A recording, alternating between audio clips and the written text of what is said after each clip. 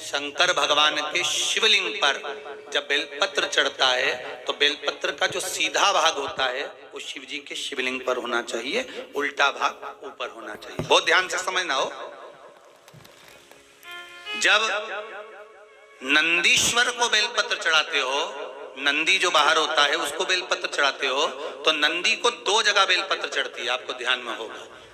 पहली बेलपत्र नंदी को जब चढ़ती है तो नंदी के सामने चढ़ती है, तो उसका बेलपत्री का जो डंडी का मुख है वो नंदी की ओर होता है और बेलपत्री की पत्ती का मुख शंकर जी की ओर होता है। समझ में आ रहा है सबको? डंडी का मुख, जैसे नंदी ऐसे बैठा है तो डंडी का मुख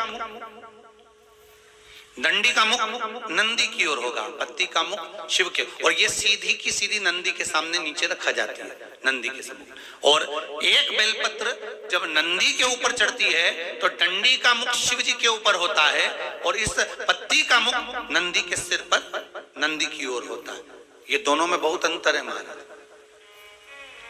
जैसे कोई बच्चा कोई कंपटीशन एग्जाम के लिए जा रहा हो या कोई परीक्षा देने के लिए जा रहा हो और पढ़ाई करे, स्मरण करे, तैयारी करे, वो अपनी जगह पर है। और ऐसा नहीं होता कि बच्चे पढ़ते नहीं है या तैयारी नहीं करते हैं। इसके बाद भी अगर उनका इंटरव्यू में पास नहीं होते या एग्जाम में पास नहीं होते तो उसके लिए ये दोनों बेलपत्री बड़ी काम करती है। बहुत ध्यान देना। जो नंदी के सामने बेलपत्र रखकर जाना, शिव जी के सम्मुख में बेलपत्र रखकर जाना, मतलब नंदी के सम्मुख में जब रखाएगी तो डंडी जम के बोलिए कहाँ होना चाहिए? नंदी की ओर।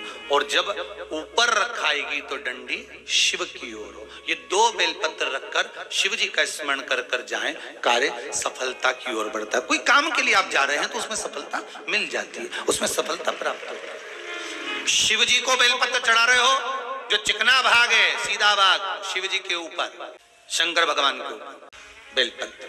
महाराज शंभू